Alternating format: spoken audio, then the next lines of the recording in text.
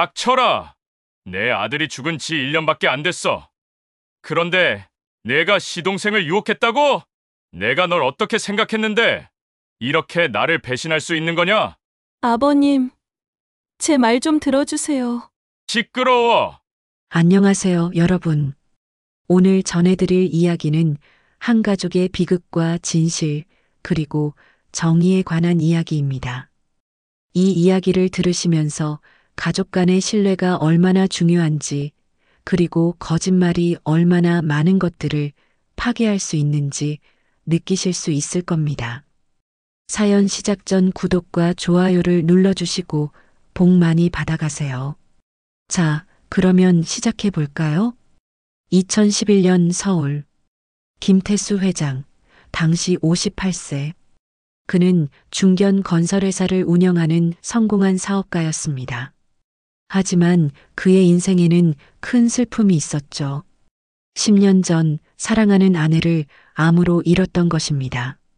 아내와의 사이에서 태어난 큰아들, 대우는 당시 28세로 미국 명문대학에서 경영학을 공부하고 있었습니다. 똑똑하고 성실한 아들이었죠.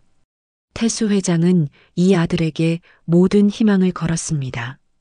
그런데 2011년 봄 대우에게서 급한 연락이 왔습니다.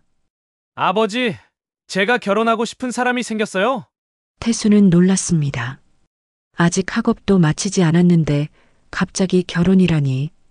하지만 아들의 다음 말에 태수는 이해할 수 있었습니다. 할머니께서 많이 편찮으시잖아요. 손자 며느리 얼굴을 보고 싶어 하시고 증손자를 안아보고 싶다고 하셨어요. 당시 대우의 할머니, 태수의 어머니는 90세의 고령이셨고 건강이 많이 악화된 상태였습니다. 아들이 효심이 얼마나 깊은지 알기에 태수는 아들의 결혼을 허락했습니다. 며칠 후 대우는 약혼녀를 데리고 한국에 왔습니다. 그녀의 이름은 지영, 당시 25세. 첫인상은 솔직히 태수는 약간 실망했습니다. 화려하지도 않고 집안 배경도 평범했으니까요. 아니, 평범하다기보다는 가난한 편이었습니다. 아버님, 처음 뵙겠습니다. 저는 박지영이라고 합니다.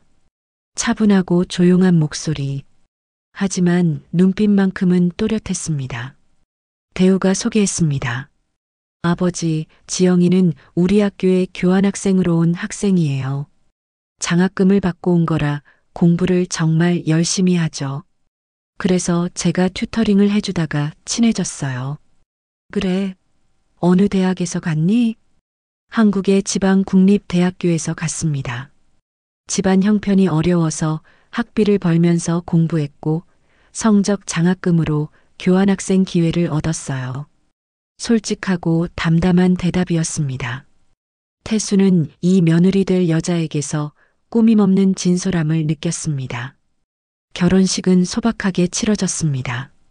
지영의 부모님은 시골에서 올라오셨는데 아버지는 농사를 지으시고 어머니는 건강이 좋지 않으셨습니다. 태수는 예물과 예단을 넉넉히 준비했고 신부 측 하객들을 위한 교통편과 숙소도 모두 제공했습니다. 할머니는 증손자 며느리를 보시고 눈물을 흘리며 기뻐하셨습니다. 고생 많았구나, 우리 며느리. 우리 대우 잘 부탁한다. 네, 할머니. 행복하게 잘 살겠습니다. 결혼 후 대우와 지영은 미국으로 돌아가 학업을 마쳤습니다. 대우는 MBA를 마치고 지영도 석사학위를 받았죠. 2012년 두 사람은 한국으로 돌아왔습니다. 대우는 아버지 회사에 입사했고 지영은 무역회사에 취직했습니다. 두 사람은 서울 강남의 중형 아파트에서 신혼생활을 시작했습니다. 물론 아버지 태수가 마련해준 집이었죠. 고맙습니다, 아버님. 열심히 일해서 꼭 성공하겠습니다. 그래, 대우야. 너는 내 자존심이다. 지영이도 우리 가족이 된 걸 환영한다. 지영은 정말 좋은 며느리였습니다. 시아버지를 자주 찾아뵙고 제사 때마다 음식 준비를 도왔으며 무엇보다 대우를 정성스럽게 돌봤습니다. 2014년 가을, 드디어 기쁜 소식이 왔어요. 아버지, 지영이가 임신했어요. 태수는 정말 기뻐했습니다. 손자, 자신의 피를 이을 손자가 태어난다니. 정말이냐? 아이고, 이게 얼마만의 경사냐? 2015년 봄 아들 민호가 태어났어요. 태수는 산후조리원으로 달려갔습니다. 유리창 너머로 보이는 작은 아기. 자신의 손자. 대우야, 이 녀석이 우리 민호구나. 아이고, 예쁘기도 하지. 아버지, 할아버지 닮았어요. 코랑 이마가 똑같아요. 그날부터 태수는 손자 바보가 되었습니다.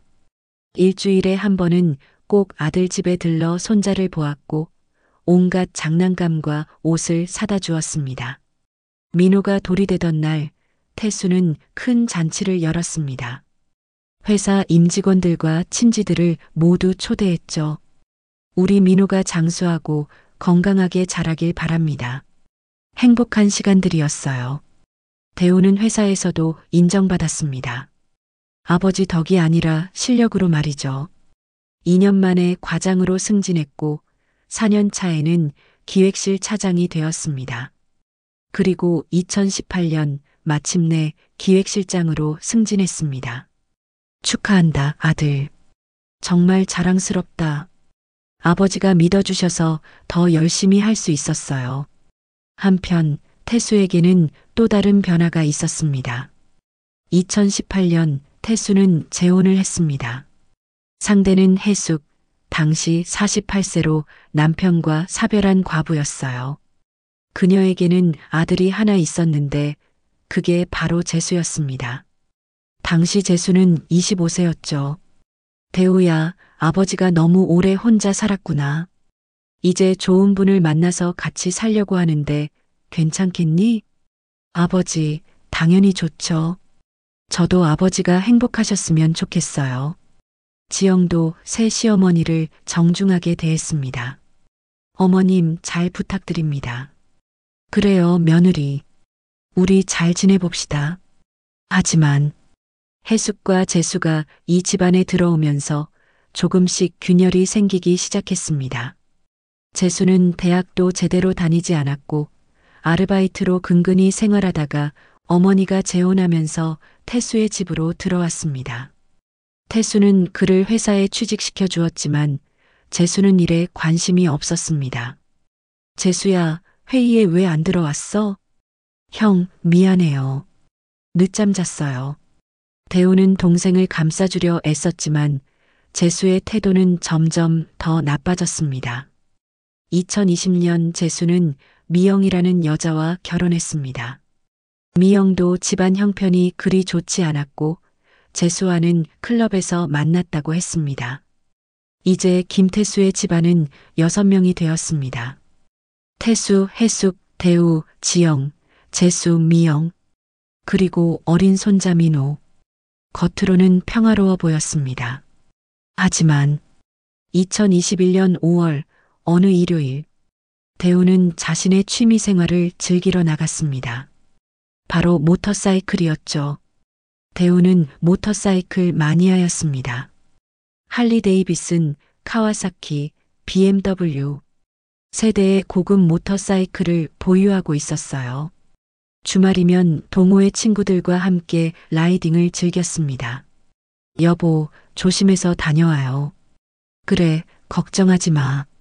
저녁에 올게. 지영은 항상 불안했지만 남편이 좋아하는 취미 생활을 말릴 수는 없었습니다. 아빠, 일찍 와. 그래, 민호야. 아빠가 저녁 먹기 전에 올게. 그날 오후 3시경. 대우는 경기도 가평의 한 산길을 달리고 있었습니다. 날씨는 맑았고 도로 상태도 좋았습니다.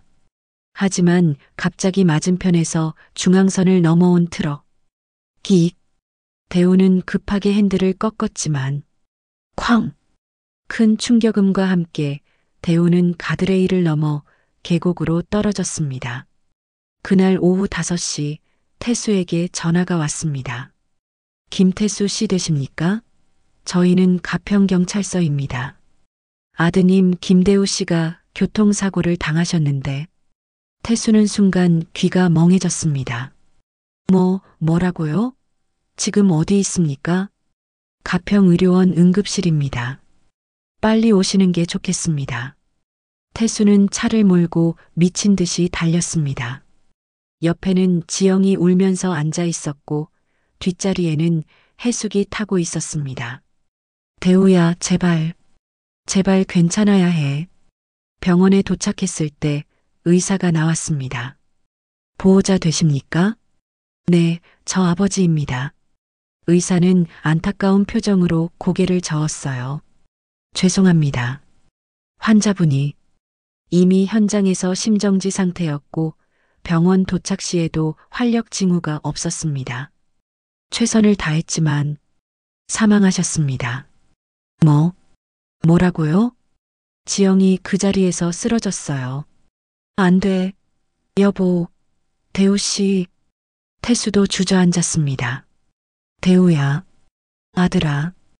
2021년 5월 14일 일요일 오후 3시 27분. 김대우, 향년 38세. 그렇게 갑작스럽게 세상을 떠났어요. 장례는 3일장으로 치러졌습니다. 회사 임직원들, 친지들, 친구들이 모두 찾아와 조문했습니다. 지영은 3일 내내 울기만 했어요. 식음을 전폐하고 영정 앞을 떠나지 않았지요. 여보, 어떻게 나를 두고 가요? 민호는 어떡하고? 태수도 말이 없었습니다. 그저 눈물만 흘릴 뿐이었지요. 어린 민호는 상황을 이해하지 못했습니다. 할아버지, 아빠 언제 와요? 민호야, 아빠는 하늘나라로 가셨단다. 하늘나라? 언제 와요? 태수는 손자를 안고 엉엉 울었어요. 장례를 마치고 집으로 돌아왔습니다. 텅 빈 것 같은 집. 대우의 방은 그대로였습니다. 지영은 매일 남편의 방에 들어가 울었어요. 옷장에서 남편의 옷 냄새를 맡으며 사진을 보며 그리워했습니다. 태수도 매일 술을 마셨습니다. 아들을 잃은 슬픔은 시간이 지나도 줄어들지 않았습니다. 왜 우리 아들이 가야 했습니까? 한 달, 2달이 지났습니다. 지영은 조금씩 일상으로 돌아가려 애썼어요. 민호 때문이었죠. 엄마, 울지 마요. 아빠가 하늘에서 슬퍼해요. 미안해, 민호야. 엄마가 강해질게. 태수도 지영과 민호를 더욱 챙겼습니다. 일주일에 2~3번은 꼭 들러서 식사를 함께하고 민호를 돌봐주었어요. 지영아, 힘들지? 우리 함께 이겨내자. 네, 아버님. 고맙습니다. 그렇게 슬픔 속에서도 가족들은 서로 의지하며 살아갔습니다. 하지만 집안에 큰 사건이 터집니다. 2022년 5월 대우가 세상을 떠난 지 정확히 1년이 되는 날이었습니다. 지영은 남편의 묘지를 찾아갔습니다.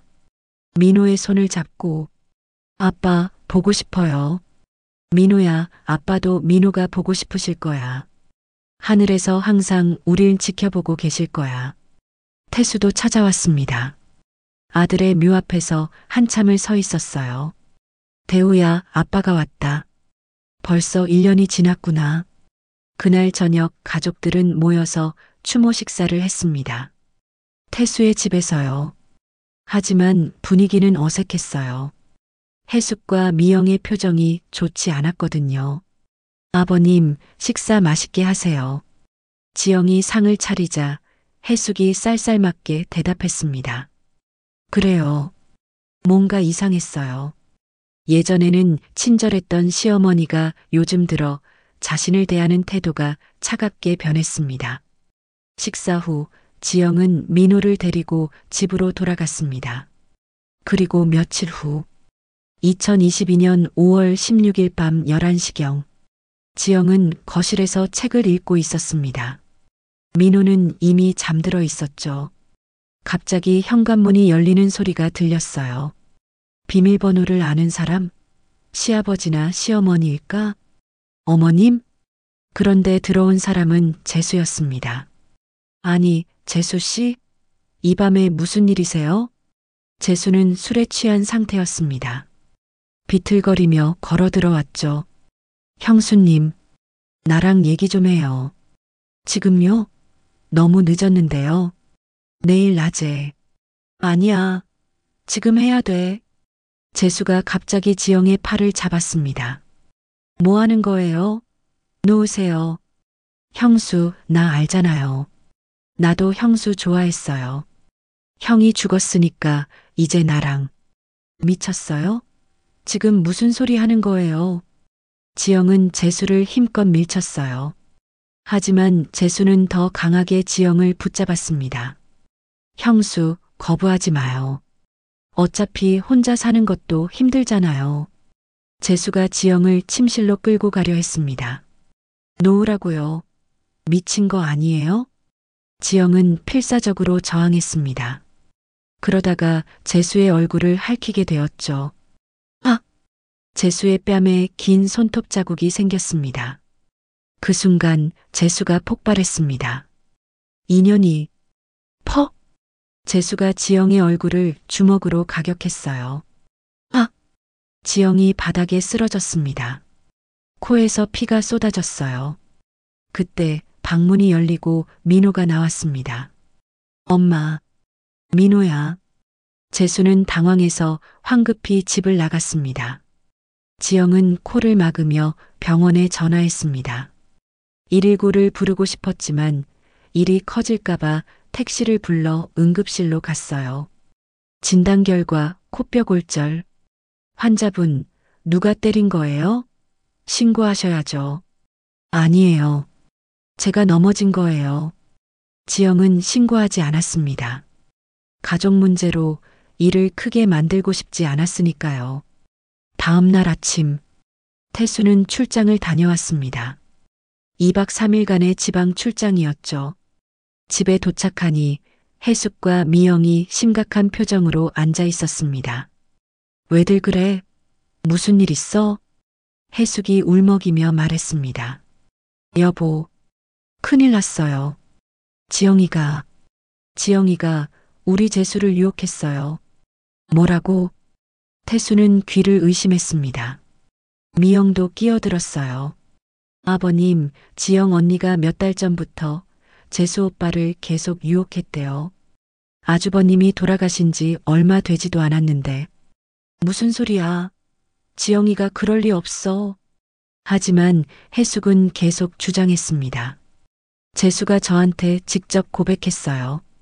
지영이가 6개월 전부터 계속 문자를 보내고 혼자 있을 때 집에 오라고 하고요.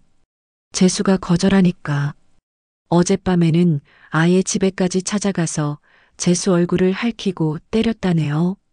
그게 뭔 소리야? 재수가 거실로 나왔어요. 얼굴에는 긴 핥힌 자국이 있었습니다. 아버지, 죄송해요. 제가 형수님을 더 강하게 거절했어야 했는데. 재수는 연기를 했습니다. 마치 피해자인 것처럼.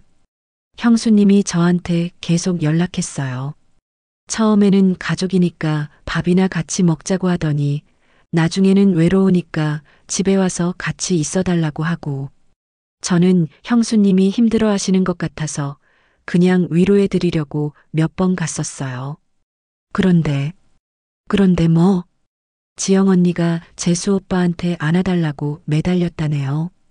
오빠가 거절하니까 화내면서 욕하고. 미영이 거들었습니다. 태수는 믿을 수가 없었습니다. 내가 직접 확인해 봐야겠다. 태수는 지영에게 전화했습니다. 지영아, 집에 있니? 내가 지금 갈게. 네, 아버님. 태수가 지영의 집에 도착했습니다. 문을 열고 들어서는 순간 태수는 충격을 받았습니다. 지영의 얼굴이 붓고 코에는 부목이 되어져 있었어요. 하지만 태수는 이미 많이 분노하고 있던 상태였습니다. 지영아, 너 무슨 짓을 한 거냐? 아버님. 지영이 사정을 설명하려 했지만 태수는 이미 분노로 가득 차 있었습니다. 내가 재수한테 먼저 손찌검했다며? 아니에요. 아버님, 재수 씨가 저한테 그만해라. 네가 재수를 유혹했다는 게 사실이냐? 천만에요. 재수 씨가 술 먹고 집에 들어와서 저를 공격한 거예요. 거짓말하지 마라. 재수 얼굴에 상처가 있더라. 네가 핥힌 거 맞지? 그건 제가 저항하다가 그 사람이 저를 침실로 끌고 가려고 해서. 닥쳐라. 태수가 소리쳤습니다. 내 아들이 죽은 지 1년밖에 안 됐다. 그런데 네가 시동생을 유혹했다고? 내가 널 어떻게 생각했는데? 아버님, 제 말 좀 들어주세요. 정말 아니에요. 재수 씨가. 하지만 태수는 듣지 않았어요. 그 순간 민호가 방에서 나왔습니다. 할아버지. 민호야, 할아버지 왔다. 태수는 손자를 안아들었습니다. 민호야, 할아버지랑 가자. 할아버지 집에서 살자.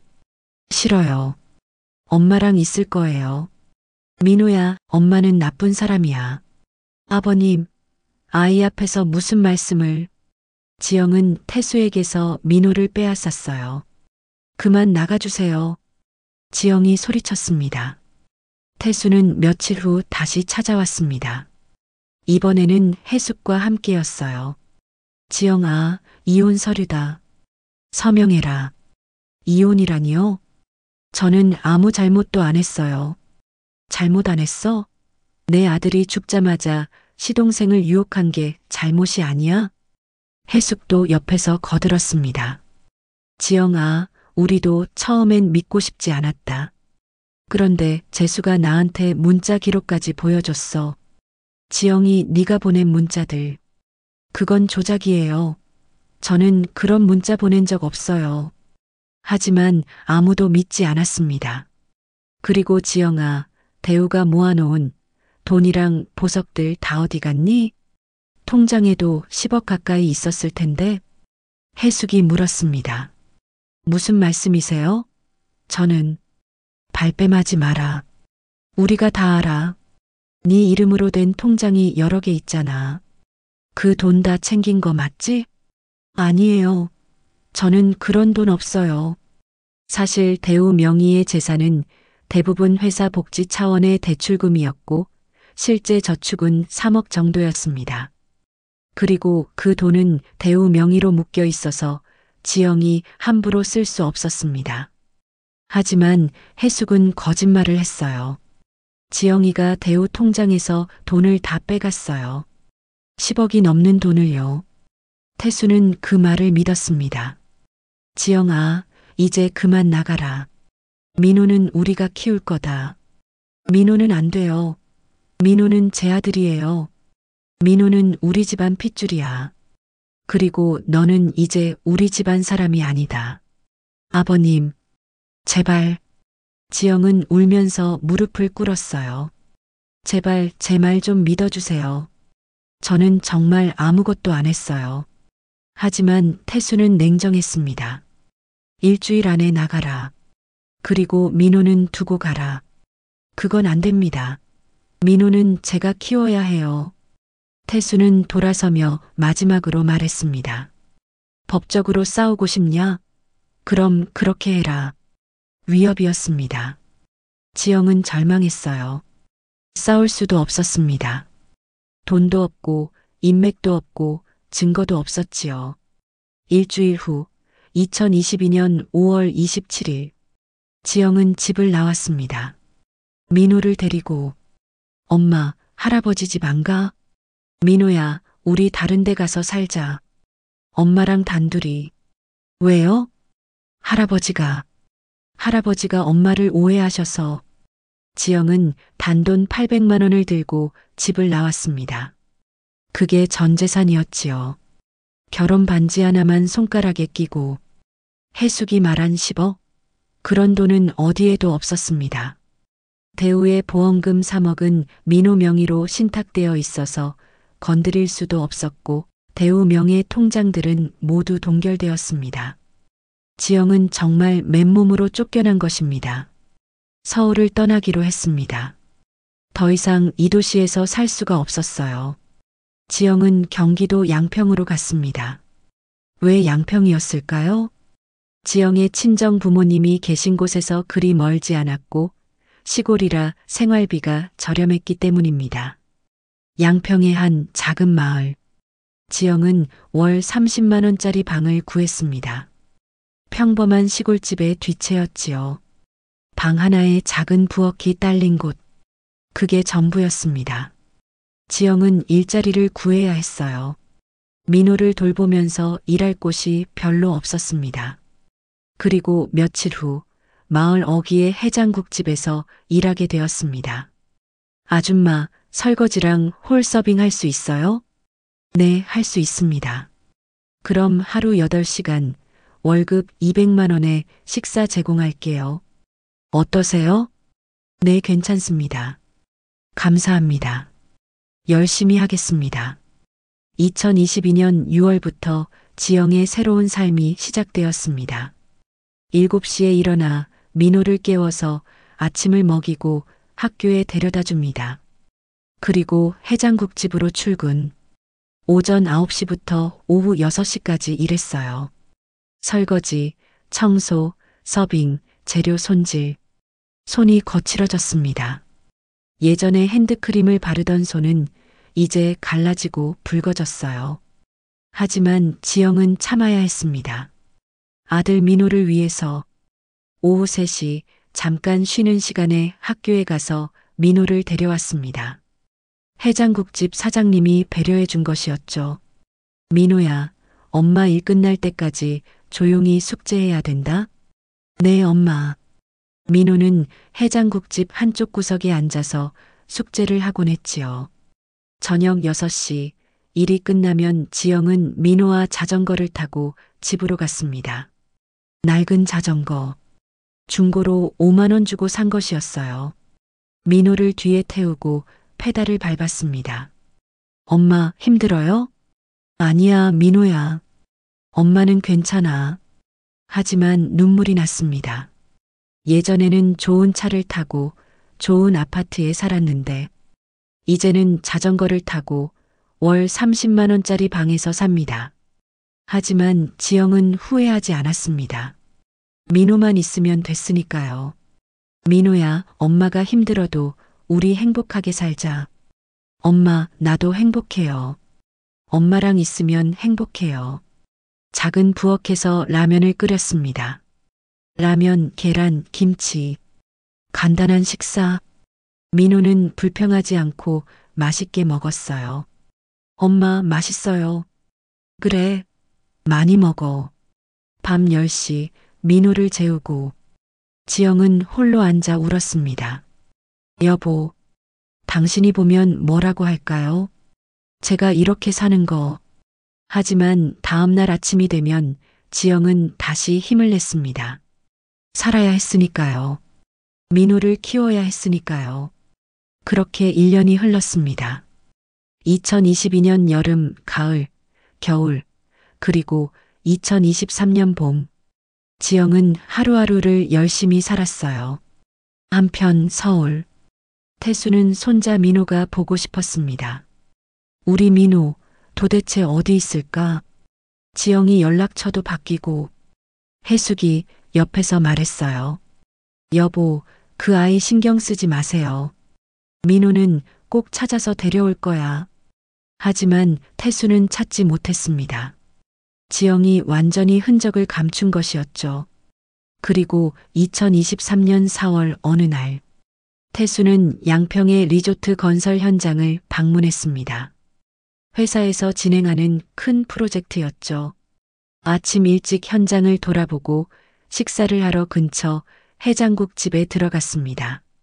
어서 오세요. 익숙한 목소리. 그곳에 지영이 있었습니다. 1년 만에 보는 며느리. 아니, 이제는 며느리가 아니었죠. 지영도 태수를 알아봤어요. 아, 아버님. 순간 정적이 흘렀습니다. 아줌마, 왜 그래요? 손님 안내 안 하고. 주방에서 사장님이 소리쳤습니다. 아, 네. 지영은 태수를 자리로 안내했어요. 이쪽으로 앉으세요. 고맙다. 태수는 앉았지만 지영의 모습을 보느라 메뉴를 보지 못했습니다. 지영은 많이 변해 있었습니다. 얼굴은 수척해졌고 손은 거칠어져 있었으며 옷은 낡고 간소했습니다. 예전에 단정하고 깔끔했던 모습은 사라지고 피곤하고 지친 모습만 남아 있었습니다. 뭘로 드릴까요? 선지의 장국 하나. 네. 조금만 기다려 주세요. 지영은 주방으로 들어갔어요. 태수는 멍하니 앉아서 생각했습니다. 지영이가 왜 여기서 이런 일을 하고 있는 거지? 분명히 돈을 챙겨나갔다고 했는데 의문이 생겼어요. 곧 해장국이 나왔습니다. 맛있게 드세요. 지영아. 네. 민호는 잘 지내니? 지영의 표정이 굳었습니다. 네. 잘 지냅니다. 어디서 사니? 가까운 곳에 살고 있어요. 더 이상 대화는 이어지지 않았습니다. 태수는 식사를 마치고 계산을 하며 지영을 쳐다봤어요. 잘 먹었네. 감사합니다. 태수는 밖으로 나왔지만 차에 타지 않았습니다. 근처 카페에 앉아서 생각했어요. 지영이가 정말 10억을 챙겨나갔다면 왜 저런 곳에서 일을 하고 있을까? 아파트 한 채 정도는 사고도 남는 돈인데 의심이 들기 시작했어요. 태수는 며칠 동안 잠을 이루지 못했습니다. 지영의 수척한 얼굴이 계속 머릿속에 맴돌았지요. 그리고 손자 민호가 너무 보고 싶었습니다.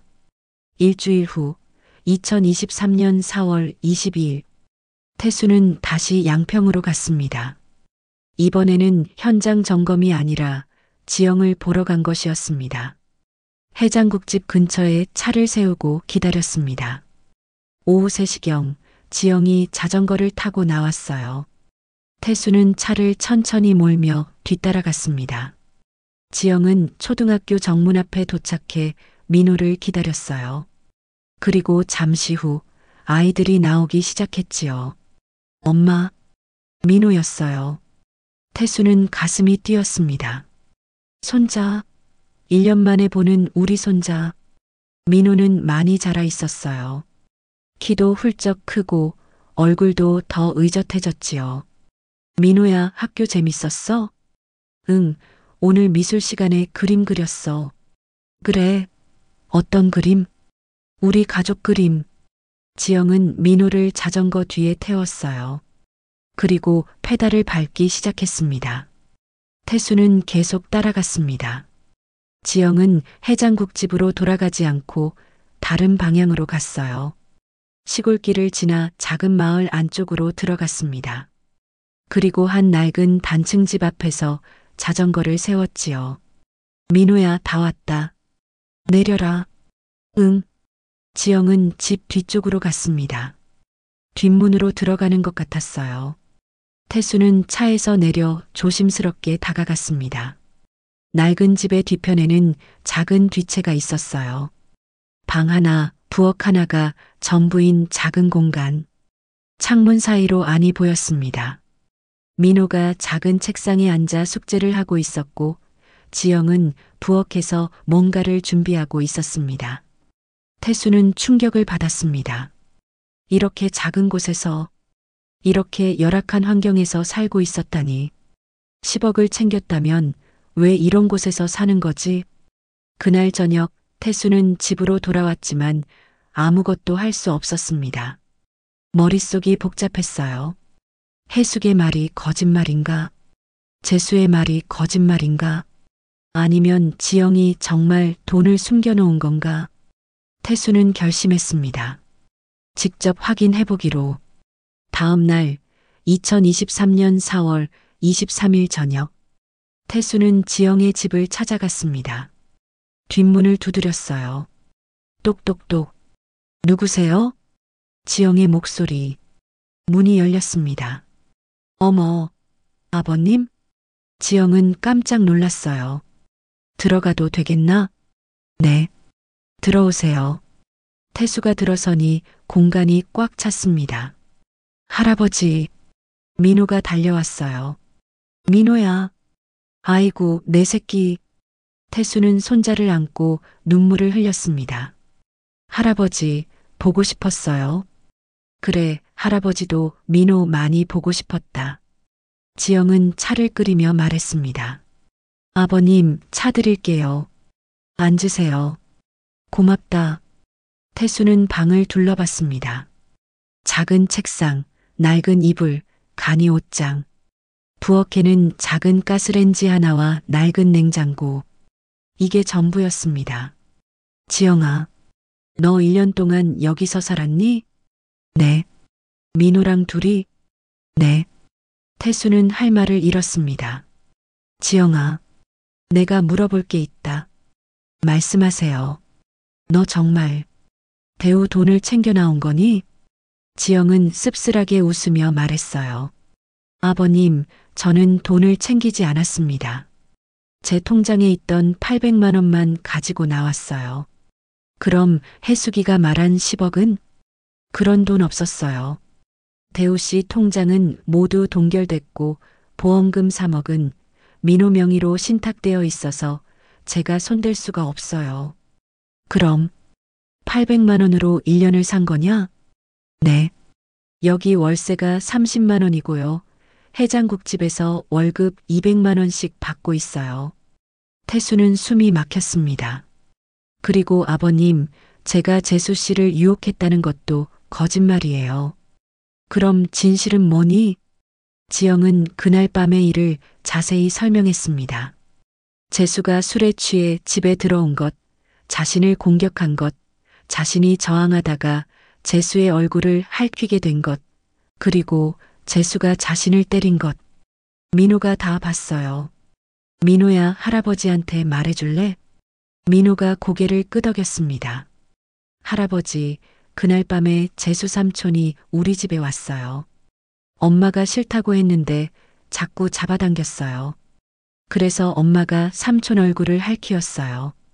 그랬더니 삼촌이 엄마를 때렸어요. 엄마 코에서 피가 많이 났어요.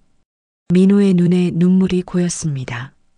할아버지, 재수 삼촌 나쁜 사람이에요. 태수는 머리를 감싸쥐었습니다. 그럼 내가 잘못 판단한 거였니? 지영은 조용히 말했습니다. 아버님께서 절 믿지 않으셨잖아요. 그래서 저는 그냥 나온 거예요.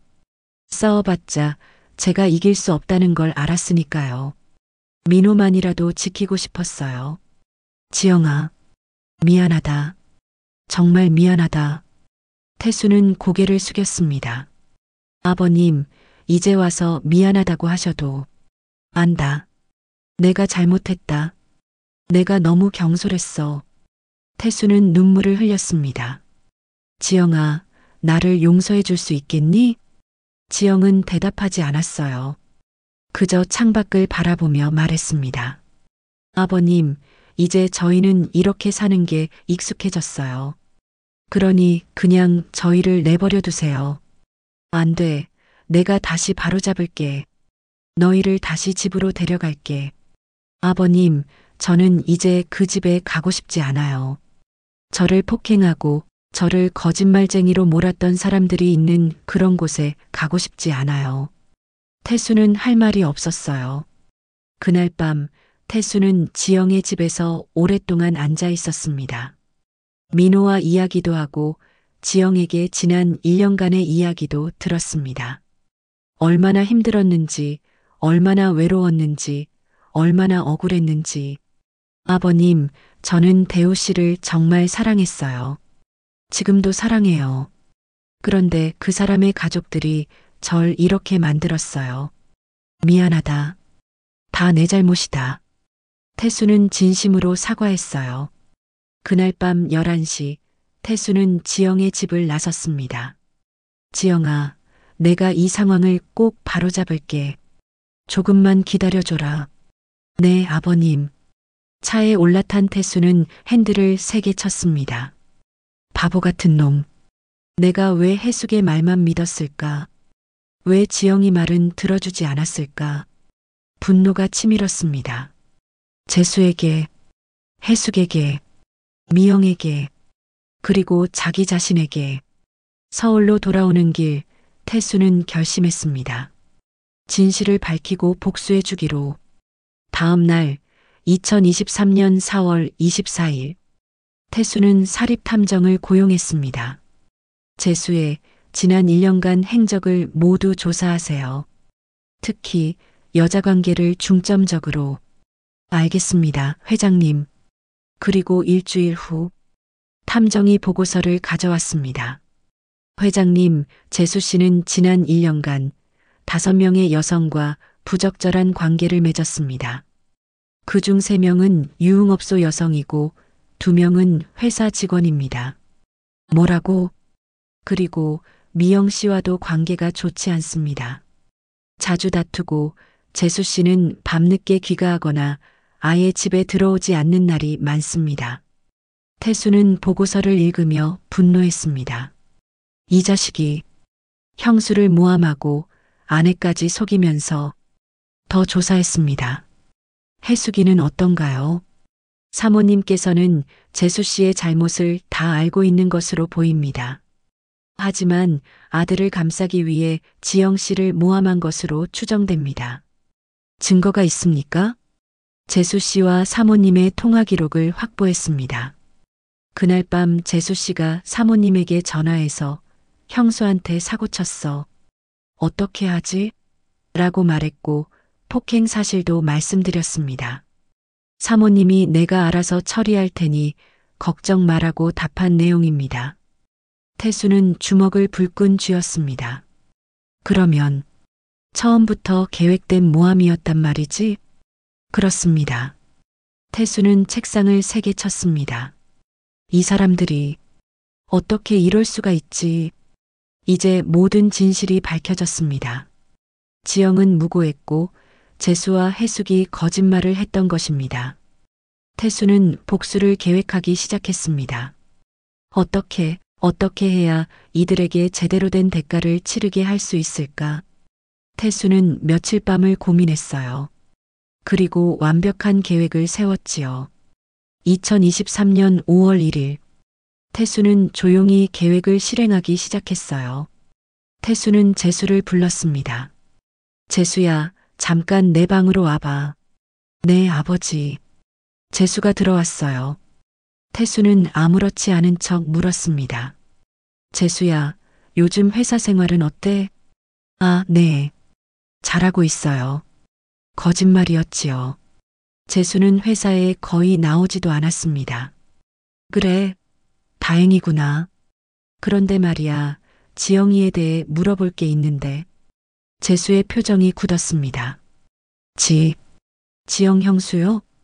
그래. 네가 지난번에 지영이가 너를 유혹했다고 했잖아. 네, 맞아요. 구체적으로 어떻게 유혹했는데? 아, 그게 형수가 저한테 문자를 계속 보냈어요. 그리고 집에 오라고 하고. 그 문자들 아직 있니? 재수는 당황했습니다. 그건 제가 삭제했는데요. 너무 불편해서. 그래. 그럼 통화 기록은? 그것도 삭제했어요. 태수는 속으로 비웃었습니다. 거짓말을 하는 게 너무 뻔했으니까요. 그래, 알았어. 가봐라. 네, 아버지. 재수가 나간 후 태수는 미소를 지었습니다. 이제 시작이다. 저녁 식사 시간. 태수는 해숙에게 말했습니다. 여보, 요즘 지영이 생각이 나네. 해숙의 얼굴이 굳었어요. 왜요? 그 애는 이미 우리 집안에서 나간 애잖아요. 그래도 민호가 보고 싶어서. 우리 손자잖아. 민호는 꼭 찾아서 데려올 거예요. 너무 걱정하지 마세요. 태수는 속으로 화가 났지만 참았습니다. 그런데 여보, 지영이가 정말 대우 돈을 챙겨나갔을까? 당연하죠. 10억 이상 가져간 게 확실해요. 그런데 은행에 확인해 봤더니 대우 계좌는 다 동결되어 있더라고. 지영이 계좌에는 돈이 별로 없었고 말이야. 해숙은 당황했습니다. 그건 다른 계좌에 숨겨놨을 거예요. 다른 계좌? 어떤 계좌? 제가 어떻게 알아요? 아무튼 그 애가 돈을 챙겨간 게 분명해요. 태수는 더 이상 묻지 않았습니다. 이제 확신했습니다. 해숙이 거짓말을 하고 있다는 것을요. 며칠 후 태수는 미영을 따로 불렀습니다. 미영아, 잠깐 이야기 좀 할까? 네, 아버님. 미영아, 재수랑 요즘 잘 지내니? 미영의 얼굴이 어두워졌습니다. 네. 거짓말하지 마라. 내가 다 안다. 재수가 자주 외박하고 다른 여자들 만나고 다니는 거 다 안다. 미영은 눈물을 흘렸습니다. 아버님, 저도 힘들어요. 재수 오빠가 저를 제대로 대해주지 않아요. 그런데 왜 지영이를 모함하는데 가담했어? 네, 저는. 미영은 당황하며 대답했습니다. 어머님이 그렇게 하라고 해서. 해숙이가? 네. 어머님이 지영 언니를 내보내야 재수 오빠가 회사에서 더 클 수 있다고 하셨어요. 태수는 이를 갈았습니다. 그럼 지영이가 재수를 유혹했다는 것도 거짓말이었어? 미영은 고개를 끄덕이며 말했어요. 죄송해요, 아버님. 저도 잘못했어요. 태수는 한숨을 쉬었습니다. 미영아, 너도 피해자야. 하지만 잘못은 인정해야 된다. 네. 어떻게 하면 될까요? 나를 도와줘라. 진실을 밝히는데 협조해줘라. 네, 그렇게 하겠습니다. 태수는 변호사를 불렀습니다. 김 변호사, 이 증거들로 재수와 해숙을 고소할 수 있을까? 변호사는 서류를 검토하고 대답했습니다. 무고죄로 고소 가능합니다. 그리고 재수 씨의 경우 폭행죄도 추가할 수 있습니다. 좋아. 준비해 주세요. 알겠습니다, 회장님. 태수는 다시 양평으로 갔습니다. 아버님, 또 오셨어요? 지영아, 내가 모든 진실을 밝혀냈다. 재수와 해숙이 거짓말한 거, 증거도 다 확보했어. 지영은 깜짝 놀랐어요. 정말요? 그래. 그리고 내가 이제 복수를 시작할 거야. 너도 도와줄 수 있겠니? 지영은 잠시 생각하더니 고개를 끄덕였습니다. 네. 제가 할 수 있는 일이라면 하겠습니다. 고맙다. 그리고 지영아, 너와 민호를 집으로 데려가고 싶단다. 괜찮겠니? 지영은 주저했습니다. 아버님, 저는 아직, 알아. 아직 마음의 준비가 안 됐겠지. 하지만 최소한 더 나은 곳에서 살 수 있게 해주고 싶다. 내가 아파트를 준비할게. 아버님, 거절하지 마라. 이건 내가 잘못한 것에 대한 최소한의 보상이야. 지영은 눈물을 흘리며 대답했습니다. 감사합니다, 아버님. 2023년 5월 15일. 태수는 본격적인 복수를 시작했습니다. 먼저 재수를 회사에서 해고했습니다. 재수야, 너는 오늘부로 해고다. 네. 아버지, 무슨 말씀이세요? 무단 결근, 업무 태만, 그리고 회사 자산 횡령. 증거가 다 있다. 횡령? 저는 그런 적 없어요. 법인카드 사적 사용 내역이 여기 다 있어. 유흥업소, 고급 레스토랑, 호텔비. 모두 업무와 무관한 지출이잖아. 재수는 할 말을 잃었어요. 당장 나가라. 너는 더 이상 이 회사 직원이 아니다. 재수는 그렇게 쫓겨났습니다. 그날 저녁 재수는 집에 돌아와 해숙에게 말했습니다. 엄마, 아버지가 저를 해고했어요. 뭐라고? 왜? 모르겠어요.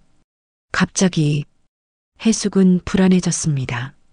설마 아버지가 뭔가 알아낸 건 아니겠지? 다음 날 태수는 해숙을 불렀습니다. 재수 엄마, 우리 이야기 좀 합시다. 무슨 일이에요? 당신이 지영이를 모함한 거 다 알아요. 해숙의 얼굴이 창백해졌어요. 무슨 소리예요? 여기 증거가 다 있어. 재수와의 통화 기록, 미영의 증언, 탐정이 조사한 자료들. 그건 당신 왜 그랬어? 왜 무고한 며느리를 내쫓은 거야? 해숙은 변명을 늘어놓았습니다. 저는 재수를 위해서 사실 재수가 회사에서 더 좋은 자리에 오르려면 지영이가 방해가 될 것 같았어요. 방해? 지영이가 무슨 방해를 했어? 그 애는 조용히 잘 살고 있었잖아. 하지만 당신이 지영이와 민호만 챙기시잖아요. 우리 재수는 친아들도 아닌데 관심이나 주시겠어요? 태수는 분노했습니다. 그래서 거짓말로 사람을 내쫓은 거야? 죄송해요. 죄송하다고 끝날 문제가 아니야. 지영이가 얼마나 힘들게 살았는지 알아? 민호가 얼마나 어려운 환경에서 자랐는지 알아? 해숙은 울면서 말했어요. 이제 어떻게 할 거예요? 저를 버리실 거예요? 태수는 차갑게 대답했습니다. 당신과 이혼할 거니까 그런 줄 알아요. 네. 그리고 재수는 사는 집에서 내보내세요. 당장. 안 돼요. 제발. 하지만 태수는 단호했습니다. 이미 결정했어. 변호사가 이혼 서류를 준비 중이야. 일주일 후 2023년 5월 22일 재수와 해숙 그리고 미영은 집에서 쫓겨났습니다. 해숙은 울며 떠났고 재수는 분노하며 나갔습니다. 아버지, 후회하실 거예요. 후회는 내가 아니라 네가 할 거다. 태수는 집을 정리했습니다. 해숙이 사용했던 물건들을 모두 치웠어요. 재수가 살던 아파트도 팔아버렸죠. 그리고 지영에게 연락했습니다. 지영아, 이제 다 정리됐다. 너와 민호 여기로 다시 돌아올래? 지영은 주저했어요. 아버님, 저는 아직 그 집에 들어갈 마음의 준비가. 알았다. 그럼 새 아파트를 준비할게. 너와 민호만 살 수 있는 곳으로. 아버님, 그렇게까지 안 해주셔도 돼요. 아니야. 이건 당연한 거야. 내가 너무 늦게 깨달았지만 이제라도 바로잡고 싶단다. 2023년 6월 태수는 양평에서 가까운 서울 근교의 아파트를 매입했습니다. 깨끗하고 밝은 30평대 아파트. 지영과 민호를 위한 새로운 보금자리였어요. 지영아, 여기서 민호랑 편하게 살아. 그리고 민호, 학교도 좋은 곳으로 전학시킬 수 있게 알아보마. 아버님, 정말 감사합니다. 지영은 너무 고마워 눈물이 났어요. 고맙긴 무슨. 이건 내가 마땅히 해야 할 일이다. 민호는 새 집을 돌아다니며 신나했습니다. 할아버지, 여기 진짜 좋아요. 제 방도 있어요. 그래, 민호야. 이제 여기서 행복하게 살자. 하지만 복수는 여기서 끝이 아니었습니다. 태수는 재수에게 법적 조치를 취했습니다. 무고죄, 폭행죄로 고소했어요. 재판이 시작되었습니다. 2023년 7월 10일 첫 공판. 재수는 변호사를 고용했지만 증거가 너무 명확했지요. 탐정이 수집한 자료, 미영의 증언, 민호의 증언, 병원 기록. 재수는 할 말을 잃었습니다. 피고인 할 말 있습니까? 저는 재수는 거짓말을 계속했지만 판사는 믿지 않았습니다. 두 번째 공판에서 지영이 증인으로 나왔습니다. 증인, 그날 밤 무슨 일이 있었습니까? 지영은 차분하게 증언했어요. 피고인이 술에 취해 제 집에 침입했고 저를 공격했습니다. 저는 저항했고 그 과정에서 피고인의 얼굴에 상처가 생겼습니다.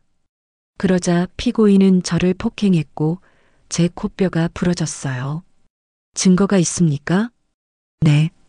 병원 기록과 제 아들의 목격 증언이 있습니다. 민호도 증인으로 나왔어요. 얘야, 그날 밤에 무슨 일이 있었니? 재수 삼촌이 엄마를 때렸어요. 엄마가 싫다고 했는데 자꾸 잡아당겼어요. 재판은 재수에게 불리하게 흘러갔습니다. 2023년 8월 16일 판결. 피고인 김재수에게 무고죄 및 폭행죄로 징역 1년 6개월을 선고한다. 재수는 그렇게 감옥에 갔습니다. 해숙도 무고와 방조죄로 벌금형을 받았어요. 태수는 법정을 나서며 지영에게 말했습니다. 이제 끝난 것 같다. 지영아, 그동안 고생 많았다. 네, 아버님. 감사합니다. 2023년 9월 재판이 모두 끝나고 지영과 민호는 새 아파트에서 안정된 생활을 시작했습니다. 민호는 좋은 학교로 전학을 갔고 지영은 다시 일자리를 찾기 시작했습니다. 아버님, 저 이제 취직 준비를 하려고 해요. 그래, 좋은 생각이야. 내가 도와줄 수 있는 게 있을까? 아니에요. 제가 직접 해볼게요. 이제는 제 힘으로 살고 싶어요. 태수는 지영의 독립심을 존중했습니다. 알았어. 하지만 필요하면 언제든지 말해라. 네, 감사합니다. 지영은 무역회사에 지원했습니다. 예전에 다니던 분야였죠. 면접을 보고 합격 통보를 받았어요. 아버님, 저 취직했어요. 정말 축하한다, 지영아. 감사합니다. 이제 제가 민호를 책임지고 키울 수 있을 것 같아요. 태수는 뿌듯했습니다. 민호도 새 학교에 잘 적응했어요. 친구들도 사귀고 성적도 좋아졌습니다. 할아버지, 오늘 시험에서 100점 받았어요. 정말? 우리 민호 정말 대단하네. 엄마가 매일 같이 공부해줘서 그래요. 태수는 지영을 바라보며 말했어요. 힘든 시간을 견뎌낸 강한 여자. 그리고 좋은 엄마. 지영아, 너 정말 대단해. 아니에요. 저는 그냥 민호를 위해 할 수 있는 걸 하는 것뿐이에요. 한편 재수는 감옥에서 힘든 시간을 보내고 있었습니다. 해숙이 재수를 면회 갔습니다. 재수야. 엄마, 나 여기서 나가고 싶어요. 조금만 참아. 금방 시간 지나갈 거야. 하지만 재수는 변하지 않았어요.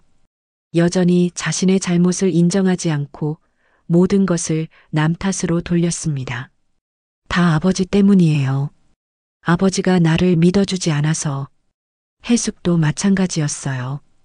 벌금을 내고 태수와 이혼 후 작은 원룸에서 살게 되었지만 여전히 지영을 원망했습니다. 다 그 애 때문이야. 그 애가 우리를 망쳤어. 미영은 재수와 이혼했습니다. 더 이상 참을 수 없었던 것이죠. 재수를 면회간 미영이 재수에게 얘기했어요. 저 다시 시작하고 싶어요. 재수 오빠 미안해요. 미영은 새로운 삶을 시작했고 다행히 좋은 직장을 찾아 안정을 되찾았습니다. 2023년 9월 15일 태수는 지영과 민호를 저녁 식사에 초대했습니다. 민호가 좋아하는 갈비집에서 세 사람은 함께 식사를 했어요. 지영아, 그동안 정말 고생 많았다. 내가 정말 많이 미안하다. 아버님, 이제 그 이야기는 그만하세요. 다 지난 일이에요. 아니다. 내가 너무 어리석었다. 너를 믿지 않고 해숙이와 재수 말만 믿었잖아. 아버님도 힘드셨잖아요. 아들을 잃고 슬픔 속에서. 그래도 변명이 안 돼. 내가 너를 보호했어야 했는데 오히려 너한테 상처를 입혔잖아. 하늘에 있는 대우한테도 정말 면목이 없다. 지영은 태수의 손을 잡았습니다. 아버님, 이제는 괜찮아요. 우리 앞으로만 봐요. 태수의 눈에는 눈물이 흘렀습니다. 고맙다, 지영아. 정말 고맙다. 민호가 말했어요. 할아버지, 울지 마세요. 우리 행복하잖아요. 세 사람은 함께 웃었습니다. 그날 밤 태수는 혼자 대우의 사진 앞에 앉았습니다. 대우야, 아빠가 내 아내와 아들을 잘 지켜주지 못했어. 미안하다. 하지만 이제는 아빠가 제대로 할게. 내 가족을 아빠가 꼭 지킬게. 태수는 결심했습니다. 남은 인생을 지영과 민호를 위해 살기로. 2023년 9월 20일 태수는 회사 이사회를 소집했습니다. 여러분, 저는 오늘 중요한 발표를 하려고 합니다. 임원들이 긴장했습니다. 저는 제 회사 지분의 30%를 며느리 박지영 씨에게 증여하겠습니다. 네. 임원들이 놀랐습니다. 회장님, 그게 무슨... 지영 씨는 제 아들 대우의 아내이고 제 손자의 엄마입니다. 그리고 가장 중요한 것은 그녀가 이 모든 고난을 견뎌냈다는 것입니다. 태수는 계속 말했습니다. 지영 씨는 앞으로 이 회사의 이사가 될 것이고 손자 민호는 나중에 이 회사를 물려받을 것입니다. 박수가 터졌습니다. 지영은 감격했어요. 아버님, 저는 그럴 자격 있어. 너는 대우의 아내이고 내 며느리야. 그리고 무엇보다 이 모든 시련을 견뎌낸 강한 사람이야. 지영은 눈물을 흘리며 태수를 안았습니다. 감사해요, 아버님. 정말 감사합니다. 그날 이후 지영은 회사의 이사로 일하기 시작했습니다. 처음에는 어색했지만 지영은 뛰어난 능력을 발휘했어요. 예전에 무역회사에서 쌓은 경험과 미국 명문대에서 배운 지식을 활용해서 회사에 새로운 프로젝트를 제안했고 그 프로젝트는 큰 성공을 거두었습니다. 임원들도 지영을 인정하기 시작했습니다. 지영 이사님, 정말 대단하시네요. 고마워요. 더 열심히 하겠습니다. 민호도 엄마를 자랑스러워했어요. 엄마, 정말 멋져요. 민호야, 엄마가 열심히 하는 이유는 다 너 때문이야. 저도 나중에 크면 엄마처럼 멋진 사람이 될 거예요. 2023년 9월 28일 태수는 지영과 민호를 대우의 묘지로 데려갔습니다. 대우야, 아빠가 왔다. 그리고 지영이랑 민호도 왔어. 지영은 남편의 묘 앞에 꽃을 놓았습니다.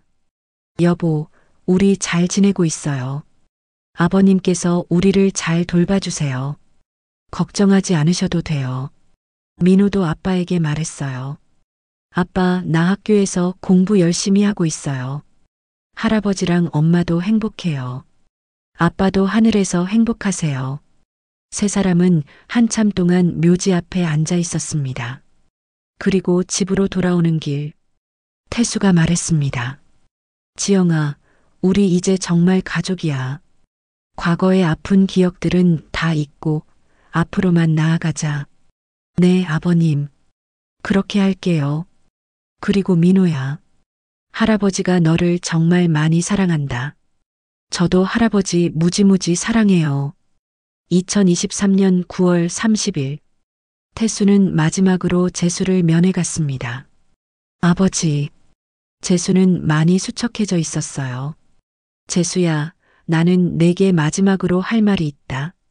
네. 너는 네 잘못을 인정하고 반성해야 한다. 그래야 나중에 출소해서 새로운 삶을 살 수 있다. 죄송합니다.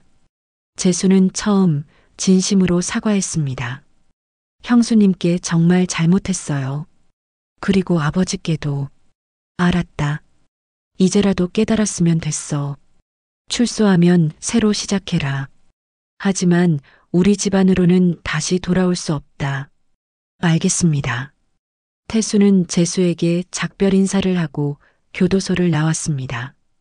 이제 정말 모든 것이 끝났습니다. 2023년 10월 지영과 민호 그리고 태수는 함께 여행을 떠났어요. 제주도로. 파란 바다, 맑은 하늘. 할아버지, 바다다. 민호는 신나게 뛰어다녔지요. 지영은 바다를 바라보며 생각했습니다. 여보, 우리 정말 행복해요. 당신이 하늘에서 지켜주고 있죠? 태수도 바다를 바라보며 생각했습니다. 대우야, 아빠가 네 가족을 잘 지키고 있다. 이제 마음 놓고 쉬어라. 그날 저녁 세 사람은 호텔 레스토랑에서 저녁을 먹었습니다. 건배. 세 사람은 잔을 부딪혔습니다. 우리의 새로운 시작을 위해. 새로운 시작. 그렇게 2023년 10월 모든 이야기가 마무리되었습니다. 지영은 다시 일어섰고 민호는 행복하게 자라고 있으며 태수는 진정한 가족의 의미를 깨달았습니다. 재수와 해숙은 자신들의 잘못에 대한 대가를 치렀고 미영은 새로운 삶을 시작했습니다. 그리고 무엇보다 진실이 밝혀지고 정의가 승리했습니다. 2년 후 민호는 이제 10살이 되었습니다.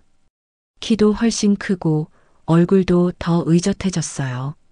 지영은 회사에서 승진해서 상무가 되었습니다.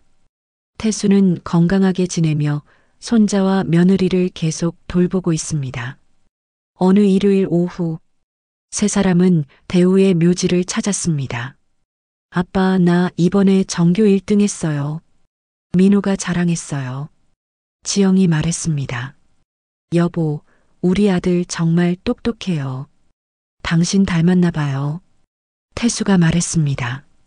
대우야, 네 가족은 잘 지내고 있다. 걱정하지 않아도 된다. 바람이 불었어요. 마치 대우가 대답하는 것처럼. 아버지, 지영아, 고마워. 민호 잘 키워줘서. 세 사람은 함께 미소 지으며 집으로 돌아갔어요. 그들의 새로운 삶은 계속되고 있었습니다. 행복하게. 여러분, 잘 들으셨나요? 이 이야기는 가족 간의 신뢰, 진실, 그리고 정의에 관한 이야기였습니다. 거짓말은 언젠가 밝혀지고 진실은 언젠가 승리한다는 것을 보여주었어요. 그리고 무엇보다 진정한 가족이란 혈연이 아니라 서로를 믿고 사랑하는 마음에서 시작된다는 것을 보여주었습니다. 여러분도 가족을 소중히 여기시고 언제나 서로를 믿고 지지해 주시기 바랍니다. 감사합니다.